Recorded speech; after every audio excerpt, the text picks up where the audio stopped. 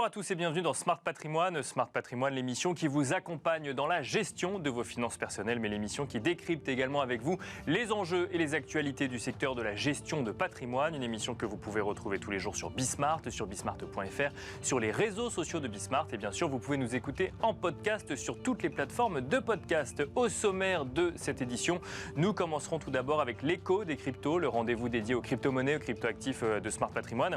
Et en l'occurrence, nous tenterons tout d'abord de faire un bilan un petit peu du cours du Bitcoin depuis mi-octobre. Un Bitcoin qui continue donc à progresser depuis cette date, mais nous en profiterons également pour évoquer la relation entre finances traditionnelles et finances décentralisées avec Maxime Alazé, directeur commercial et des opérations chez CoinHouse. Ce sera la première partie de l'émission. Nous enchaînerons ensuite avec Enjeu Patrimoine, un Enjeu Patrimoine où nous aurons le plaisir de recevoir Michel Papalardo, présidente du comité du label ISR, avec qui nous avons de nombreuses fois échangé justement sur la nouvelle mouture du label ISR. On a de nouveaux indices suite à un communiqué de presse publié par Bercy il y a quelques jours. Nous reviendrons donc avec Michel Papalardo sur le contour de ce nouveau label ISR. Et puis enfin, dans la troisième partie de l'émission, dans l'œil du CGP, nous reviendrons sur les baisses de valorisation en private equity et la manière d'aborder la classe d'actifs avec un gestionnaire de patrimoine. Nous en parlerons avec Guillaume Essette, directeur associé du cabinet Gfineo. On se retrouve tout de suite sur le plateau de Smart Patrimoine.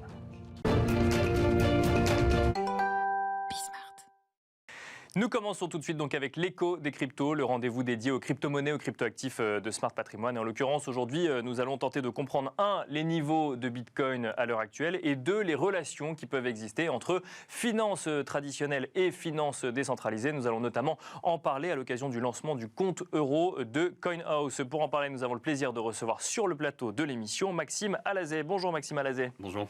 Bienvenue sur le plateau de Smart Patrimoine. Vous êtes directeur commercial et des opérations chez CoinHouse. Avant ça, vous avez plutôt eu un parcours dans la finance traditionnelle, si je ne dis pas de bêtises, d'où l'idée d'évoquer les ponts ou les liens qui peuvent exister entre les deux. Mais avant cela, on constate depuis mi-octobre, début mi-octobre en tout cas, un cours du Bitcoin qui repasse dans le vert. Alors je ne sais pas si on peut le dire comme ça, mais en tout cas qui remonte la pente, entre guillemets, après des périodes un peu plus compliquées qu'on a pu connaître ces derniers mois. Pour ceux qui suivent ça d'un petit peu plus loin, comment est-ce qu'on explique ce retour en force ou ce rebond de l'actif Bitcoin sur ces dernières semaines ? Alors, ce qui est intéressant à avoir en tête, c'est que si je reprends un peu plus de recul, plutôt que de remonter à octobre, on va faire une petite analyse sur l'année, puisque la performance est de l'ordre de 140-150%, ce qui est extrêmement intéressant parce que ça prouve que le potentiel est là. Nous sortons d'une année 2022 qui a été particulièrement compliquée à plein d'égards. Et le début d'année a créé une espèce de lag et d'inertie associée à l'univers dans son ensemble. Mais en aucun cas, le sous-jacent et la classe d'actifs ne doit être mis en question. Et c'est pour ça que le Bitcoin a bien performé. Donc ça, c'est le premier point. Ensuite, aujourd'hui, nous constatons qu'il pourrait y avoir une espèce de période de surachat, mais qui est associée à de bonnes nouvelles que l'on attend. D'accord. Et qui sont plutôt à attendre pour 2023. Mais dans tous les cas, il y a une dynamique de reprise de risque. On pourrait faire le lien avec aussi la reprise de risque de manière générale sur les actifs risqués, eu égard aux données macroéconomiques.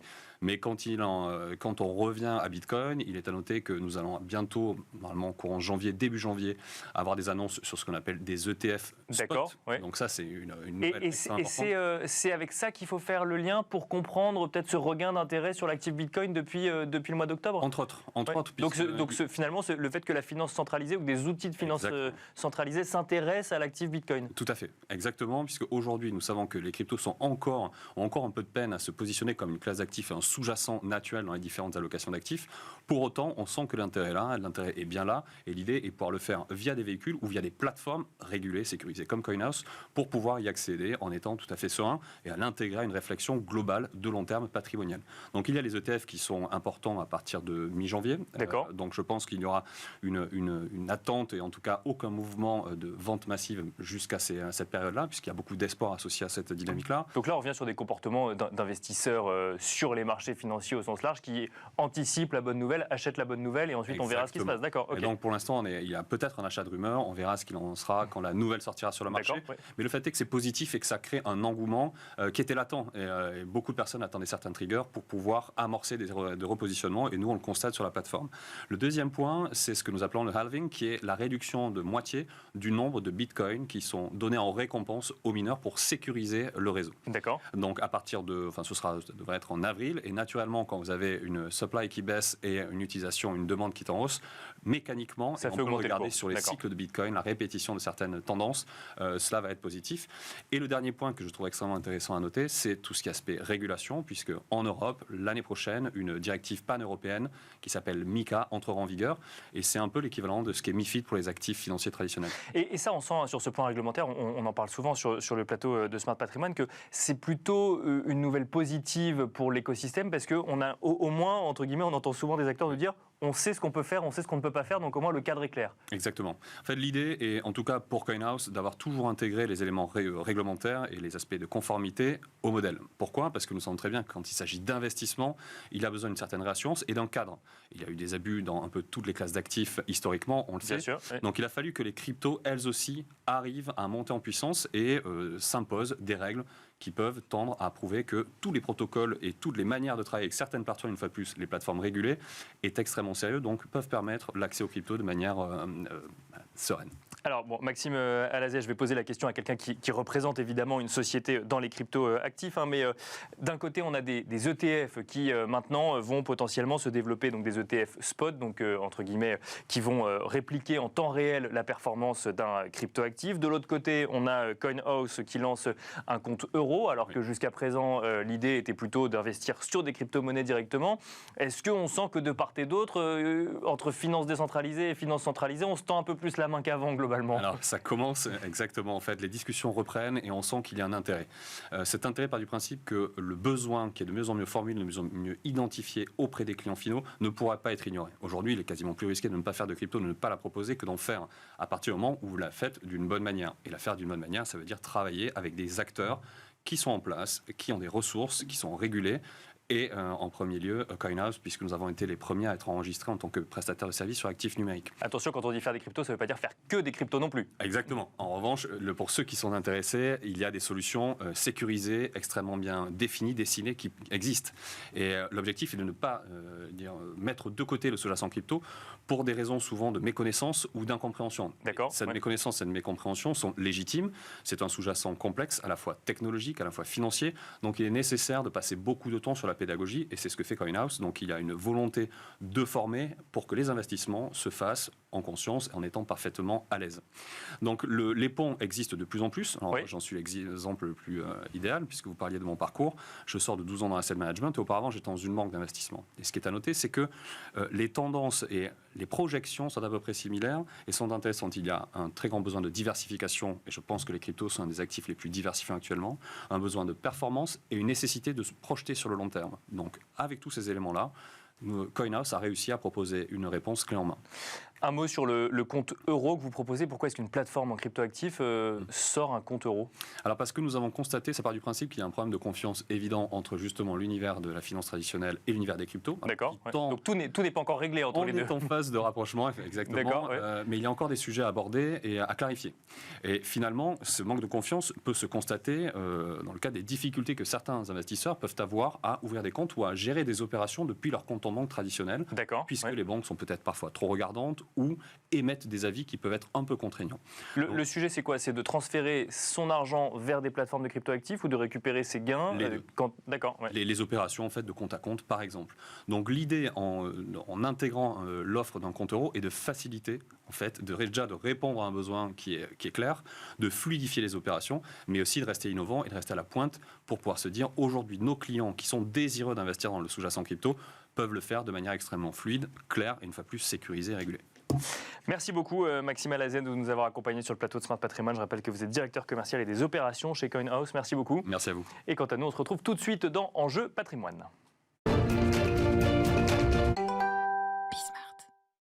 Et nous enchaînons avec Enjeu Patrimoine. Nous allons tenter de dresser ensemble les contours du nouveau label ISR issu des recommandations formulées par le comité du label ISR. Et pour cela, nous avons le plaisir de recevoir sur le plateau de Smart Patrimoine Michel Papalardo. Bonjour Michel Papalardo. Bonjour. Bienvenue sur le plateau de Smart Patrimoine. Vous êtes présidente du comité du label ISR. On s'est vu plusieurs fois lorsqu'il y avait des réflexions autour de la nouvelle mouture du label ISR. On a fait plusieurs points d'étape ensemble. Et là, on arrive enfin à un résultat. Alors, on n'a pas On a un résultat final, on n'a pas encore tous les éléments, mais on a un résultat final puisque Bercy s'est exprimé via un communiqué de presse et a notamment annoncé un élément qui a plu à beaucoup d'acteurs de la finance responsable. Alors je le cite, que l'éligibilité des fonds exclura les entreprises qui exploitent du charbon ou des hydrocarbures non conventionnels, ainsi que celles qui lancent de nouveaux projets d'exploration, d'exploitation ou de raffinage d'hydrocarbures. Et en complément, un plan de transition aligné avec l'accord de Paris sera requis.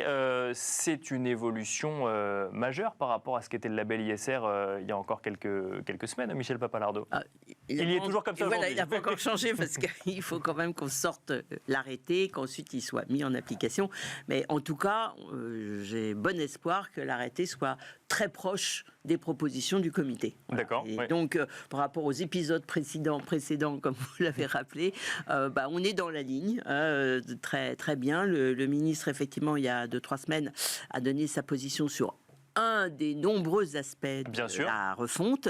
Celui sur lequel vous étiez le plus attendu quelque part par... Celui qui donne le plus lieu à des commentaires. Exactement. Il ne me paraît pas forcément le plus important sur le fond, mais qui est certainement le plus important sur la compréhension, en tout cas l'image que donne le label, parce que c'est effectivement celui qui est le plus commenté depuis longtemps. Bien sûr. Donc, le ministre a soutenu cette idée d'exclusion qui n'existe pas dans le label aujourd'hui, d'exclusion sur ces sujets d'énergie fossile, et notamment de tous les nouveaux projets de fossiles. Le charbon, ça c'était clair, mais sur les nouveaux projets de fossiles, conventionnels, non conventionnels, donc voilà. Bien sûr. On est en phase avec, même s'il le dit un peu différemment, le résultat c'est le même que celui qu'on poursuivait. Comme je le dis, c'est pas ce qui aura le plus d'impact, contrairement à ce que beaucoup de gens pensent, sur les sociétés de gestion et sur les fonds, puisque tout le monde s'interroge sur est-ce qu'il va y avoir beaucoup de fonds qui vont ne pas être labellisés, relabellisés, etc. C'est une des questions notamment qui est soulevée par Morningstar qui anticipe que sur les 1174 fonds labellisés aujourd'hui, donc ISR, près de la moitié seraient concernés justement par... Pas vraiment. En fait, Morningstar a dit des choses très, très claires et qui ont été commentées de manière un peu discutable. Alors revenons à la base. Ce qu'est du Morningstar, c'est qu'aujourd'hui, il y a à peu près 45% des fonds qui sont labellisés, qui ont dans leur portefeuille des entreprises qui sont dans les fossiles, alors dans le charbon, très très peu dans le charbon, mais surtout dans les fossiles conventionnels ou non conventionnels, hydrocarbures, gaz et pétrole. Donc ça, c'est clair. Ensuite, ce qu'ils disent, c'est que ce 45%, ça ne représente en fait que 7 milliards de capitalisation sur une capitalisation totale de 770 milliards. Bien sûr. Donc ça fait 1% de la capitalisation des fonds. C'est-à-dire pas grand-chose. Pourquoi ? Parce que pour la plupart de ces fonds, on n'a qu'une toute petite partie du portefeuille qui est investi en entreprise dans l'énergie fossile. Des fois, c'est 2%. Alors, il y en a qui sont vraiment beaucoup concentrés sur ces sujets-là. Bon, ceux-là, effectivement, ils auront probablement en tout cas des interrogations. Je ne sais pas ce qu'ils font. J'espère qu'ils vont nous accompagner, mais je pense que ça va être plus difficile. Mais pour la plupart des autres, ce n'est pas un sujet. Donc, il suffira de supprimer la ligne pour tous ces fonds-là ? Ils auront le temps, d'ici à ce que tout ça s'applique, de vendre leur participation dans les entreprises qui ont encore soit du fossile non conventionnel, soit qui sont sur des nouveaux projets. Voilà, mais ça ne va pas non plus bouleverser le marché. Ça sera plus clair pour les épargnants. C'est ça l'intérêt de la discussion, puisque c'est un sujet de controverse, on va dire, sur le label lui-même. Mais ce n'est pas ça qui va probablement avoir le plus d'impact sur les fonds qui vont éventuellement ne pas vouloir être relabellisés. Je ne dis pas délabellisés, parce qu'on ne va pas enlever le label, simplement, soit ils vont parvenir... Ils ne feront plus les démarches pour avoir le label. Soit ils vont considérer qu'ils ne sont plus dans le référentiel et donc vont parvenir, soit quand on va les revoir, puisque l'idée c'est qu'au fur et à mesure que les fonds vont être revus, c'est tous les ans, en fait, on revoit les fonds, à partir du 1er janvier 2025, on les relira à la lecture du nouveau référentiel. Donc, ils pourront perdre leur référentiel. Mais alors, qu'est-ce qui aura le plus d'impact? Parce que là, aujourd'hui, en termes d'éléments, ce qu'on a, c'est justement cet engagement et l'alignement avec l'accord de Paris. Mais tout le reste va arriver. Là, on attend dans les heures, les jours qui viennent. Mais vraiment, bon, les choses sont quasiment faites. Bon, il y a un petit peu de process et puis de validation quand même définitive du ministre. Mais c'est tout ce que j'ai déjà expliqué d'ailleurs, parce que j'ai beaucoup insisté sur le fait que d'abord on allait être plus sélectif. C'est au lieu d'enlever 20% des plus mauvais notes, on va enlever 30%. D'accord. Il y aura des exclusions dedans, mais ça fait quand même beaucoup plus. Et donc ça reste en place malgré le fait qu'il y ait des exclusions qui soient faites sur le sujet des énergies fossiles et des hydrocarbures. D'accord. Enfin, les exclusions participent aux 30%. D'accord, mais il n'y a pas que ça. Mais, non, il n'y a pas que ça. Bien entendu. Les exclusions, ça ne veut pas dire que tout le reste va bien. Au contraire. D'accord. C'est pour ça que j'insiste. C'est une toute petite partie du sujet, de nos 45 ou 50 pages de référentiel, et qui sont presque toutes plus exigeantes que ce qu'on faisait précédemment, où on a mis des contraintes de résultats en matière de vote, en matière d'engagement, où on a introduit la double matérialité, ce qui veut dire que les entreprises vont devoir rapporter sur leurs PAI, enfin leurs indices. Sur l'impact qu'elles ont sur sur l'impact négatif qu'elles ont sur l'environnement, sur le social ou sur la gouvernance. Et alors justement sur ce point, Michel Papalardo, sur la double matérialité, alors c'est un sujet qui fait aussi l'actualité, peut-être plus du côté comptable aujourd'hui, puisque c'est dans les textes de SFDR et de la CSRD, mais en même temps, il y a aussi, alors effectivement, Emmanuel Faber, qui dirige l'ISSB aujourd'hui, dit qu'il n'y a pas de guerre des normes comptables, mais il y a cette double approche aujourd'hui de savoir si on intègre ou non la double matérialité dans la remontée de données dans les entreprises. C'est proposé dans le label ISR. Est-ce que du coup, ce questionnement pourrait remettre en cause la double matérialité? Non, nous on le fait en toute connaissance de cause. On sait très bien quel est le débat. On considère que... Ça veut dire quoi la double matérialité? Ça veut dire que jusqu'à présent, avec la matérialité financière, on se préoccupe dans la manière dont on fait les notations, notamment de l'impact que l'environnement, je prends que l'environnement, mais ça peut être le reste, que l'environnement a sur le fonds, mais on ne se préoccupe pas de l'impact que le fonds a sur l'environnement. Bien sûr. Je suis convaincu que la plupart des épargnants n'ont pas compris ça. Bien sûr. Ils sont convaincus que ce dont on tient compte, c'est des impacts négatifs, que peuvent avoir les entreprises qui sont dans les fonds. Donc il faut bien qu'on ait cette double matérialité. Sinon, on raconte quelque chose qui ne correspond pas à ce que les gens ont dans la tête, et je comprends très bien qu'ils ne l'ont pas dans la tête. Donc il faut absolument, en tout cas pour le label, après il y a tout un tas d'autres éléments, mais en tout cas pour le label, nous on tient à ce qu'il y ait effectivement cette information. Dans un premier temps, on est beaucoup sur la transparence, parce qu'il faut que les informations existent. Bien sûr. Donc il faut que petit à petit les entreprises appliquent la CSRD, aillent chercher les informations, nous les donnent de manière de plus en plus précise et fiable. Au début, je ne suis pas sûre que tous les retours qu'on va avoir vont être parfaits, mais si on ne commence pas, on n'y arrivera jamais. Donc on a cette obligation de transparence, et on oblige aussi les fonds maintenant à prendre... Les fonds dans le label actuel doivent avoir 2 indicateurs sur lesquels ils doivent être meilleurs que l'univers d'où ils viennent. D'accord.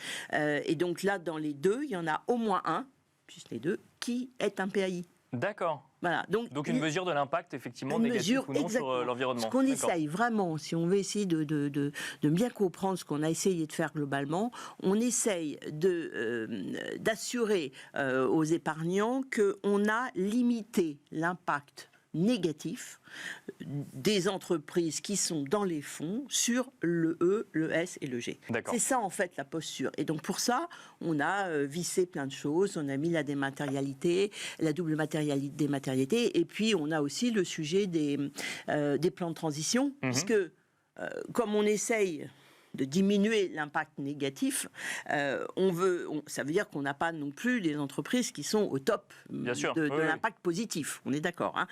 Et donc, il faut qu'on les accompagne dans cette démarche vers le meilleur impact positif, d'où cet intérêt de regarder les plans de transition. Alors, les plans de transition aujourd'hui, il y a peu d'entreprises qui en ont, mais on espère qu'aussi avec différents leviers, dont le label, on va progressivement faire en sorte que plus d'entreprises aient des plans de transition. Il y a peu d'entreprises qui ont des plans de transition. Il faut non seulement elles n'ont pas beaucoup de plans de transition, mais en plus, il faut que ce soit des plans de transition compatibles avec l'accord de Paris. D'accord. Sinon, c'est pas très intéressant. Non, il n'y en a pas beaucoup aujourd'hui, c'est clair. D'accord. pensais à lire, effectivement, à entendre des communiqués de presse ou autres, que toutes les entreprises avaient un plan de transition. Non, finalement, c'est... Non. Alors, qu'est-ce qu'on appelle plan de transition? C'est peut-être quelque chose, effectivement, qu'on suit dans le temps et qu'on applique Alors, bon, ça dépend. Il y en a quelques-unes qui en ont. Bon, il y en a quelques-uns qui disent qu'ils en ont, mais en fait, quand on regarde de près, c'est pas des plans de transition. Un plan de transition, ça veut pas dire juste je vous assure qu'en 2030 ou en 2050, je serai là. Non. D'accord. Ça veut dire que j'ai un plan, vraiment. Détaillé, d'accord. J'ai une trajectoire avec des dates, je vais pouvoir vérifier si je la tiens. J'ai une stratégie associée. J'ai des moyens, c'est-à-dire que je prévois les moyens, je prévois la gouvernance, de manière à ce qu'on ait une crédibilité de ce plan de transition. C'est pas juste, vous inquiétez pas, j'y serai. Voilà. Donc, et ça, aujourd'hui, ça demande des méthodes, ça demande du vérificateur. Et donc, tout ça est en train de se mettre en place. Il y en a déjà pour certains, je le reconnais, mais pour beaucoup, c'est pas le cas. Avec cette nouvelle version, alors qu'on ne connaît pas encore dans le détail du label ISR, doit-on s'attendre à voir moins de fonds, voire beaucoup moins de fonds labellisés ISR dans les prochaines années? Bien, j'espère que non. J'espère qu'ils vont tous avoir envie d'être labellisés. Non. Notre objectif, on n'a pas un objectif de résultat de dire on veut tant de fonds ou tant de milliards de capitalisation, parce que c'est pas le sujet. Je rappelle que de toute façon, le label, c'est une démarche volontaire, et quand on est labellisé, c'est qu'on fait mieux que la moyenne. Si c'est pour faire comme tout le monde, ou en tout cas comme la réglementation, ça va pas. Donc forcément, ce n'est qu'une partie du marché qui est labellisée. Aujourd'hui, je pense qu'on doit être entre 30 et 40%.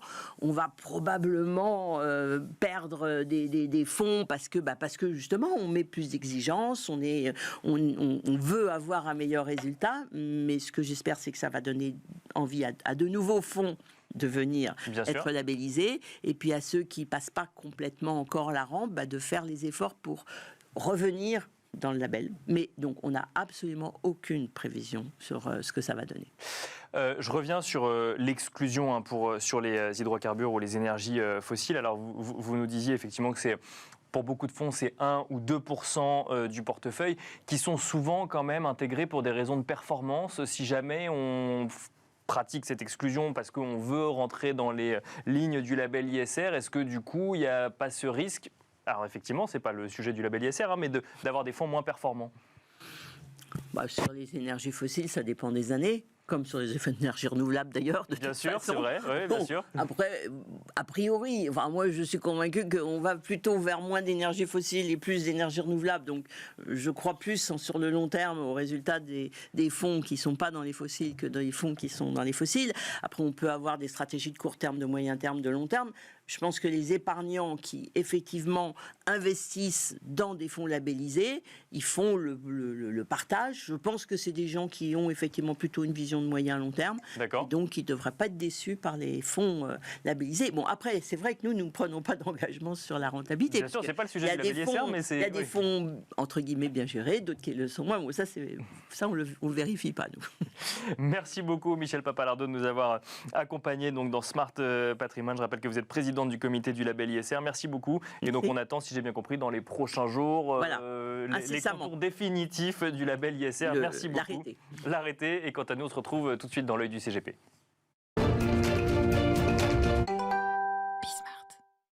Et nous finissons cette émission avec l'œil du CGP. Nous allons tenter de voir ensemble 2 méthodes pour profiter de la baisse en matière de private equity. Pour en parler, nous avons le plaisir de recevoir sur le plateau de Smart Patrimoine Guillaume Essette. Bonjour Guillaume Essette. Bonjour Nicolas. Bienvenue sur le plateau de Smart Patrimoine. Vous êtes directeur associé du cabinet Gfineo. Alors quand on parle de baisse en private equity, on parle de baisse de valorisation sur les derniers mois en lien avec la hausse des taux, comme un certain nombre d'actifs, voire une majorité d'actifs sur la période. Aujourd'hui, la question qu'on va se poser ensemble, c'est comment profiter, si on peut en profiter, de cette baisse de valorisation. Alors en effet, c'est toujours plus intéressant d'acheter une fois que ça a baissé qu'une fois que ça a monté. Bien sûr, oui. Une fois qu'on a dit ça, il y a peut-être une opportunité en ce moment, c'est qu'on observe que les valorisations dans le domaine du non-coté ont chuté en moyenne de 15 à 20% par rapport à il y a 18-24 mois. D'accord. Pourquoi ? Parce que les taux d'intérêt ont monté et parce que l'espèce d'enthousiasme, presque d'exubérance du marché du private equity post-Covid est revenu à la normale. D'accord. Alors, comment en profiter ?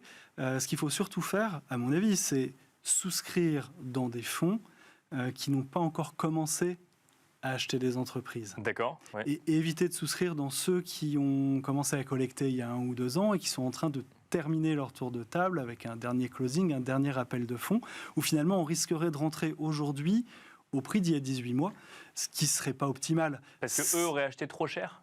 Ils ont acheté au prix du marché à ce moment-là, mais c'est qui comme... Qui est plus le prix du marché aujourd'hui, quoi. Ouais. Oui, sauf exception, les prix du marché, ils sont quand même... Ils ont diminué. Ça serait dommage d'acheter aujourd'hui un appartement au prix d'il y a 18 mois, probablement qu'il vaut moins cher aujourd'hui. C'est pareil dans le private equity. D'accord. Mais alors, ça veut dire quoi? Ça veut dire qu'il faut aller vers des nouveaux fonds dont on ne connaît pas forcément l'historique ou les gestionnaires?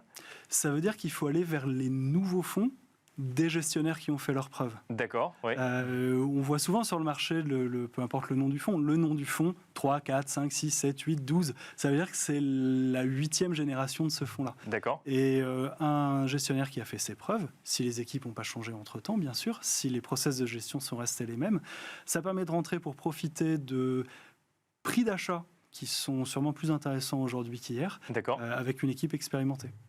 On a évoqué en introduction 2 façons de profiter de la baisse. La première, c'est d'aller vers les nouveaux fonds, puisqu'effectivement, ils vont acheter au prix d'aujourd'hui. Et la deuxième manière, ce serait laquelle, du coup?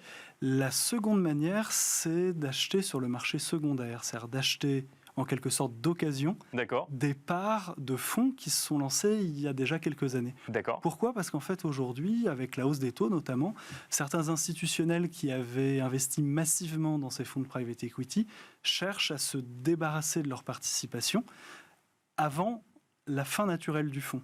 Il reste peut-être 2, 3, 4 ans avant la fin du fonds, mais ils ont besoin de cash aujourd'hui. Et ceux quitte à perdre un peu d'argent sur la performance? Absolument. Ils acceptent, ces institutionnels, s'ils ont besoin de revendre, acceptent de vendre avec une décote, ce qui permet d'acheter aujourd'hui à moins cher que la valeur liquidative du fonds, et donc de mettre toutes les chances de son côté en termes de performance. Et alors, comment on fait pour acheter au marché secondaire? Et surtout, comment est-ce qu'on sait quoi acheter sur un marché secondaire, alors même qu'on ne connaît pas forcément le secteur ou le milieu du private equity?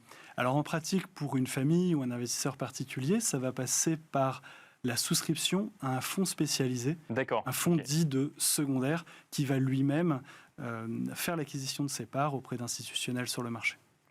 Une question qu'on peut se poser quand on est épargnant, qui n'est peut-être pas forcément une bonne question, mais je vous la pose. Est-ce que quand on achète une part d'un fonds dont un institutionnel veut se débarrasser, entre guillemets, on ne fait pas une mauvaise affaire? Tout dépend du prix. D'accord. Parce qu'en fait, si on est face à un vendeur forcé, si on est face à un institutionnel qui a besoin de vendre, il sera prêt à faire un effort. D'accord. Ça ne veut pas dire qu'il vend quelque chose qui ne fonctionne pas? Ça veut dire qu'il a besoin de cash aujourd'hui, parce que peut-être qu'il s'est surexposé au private equity dans le passé et qu'aujourd'hui les taux ont monté, décision a été prise de réallouer plus de fonds vers par exemple son portefeuille obligataire qui aujourd'hui va peut-être rapporter 4% alors qu'il rapportait 1 il y a quelques années. Et donc pour le prix de cette agilité, de ce changement d'avis en cours de route, c'est de revendre avec une décote. C'est dommage si on vend, ça peut être intéressant si on achète. Merci beaucoup Guillaume Essed de nous avoir accompagnés donc, dans l'œil du CGP. Je rappelle que vous êtes directeur associé du cabinet Gfineo. Merci beaucoup. Merci. Et quant à nous, on se retrouve très vite sur Bismart.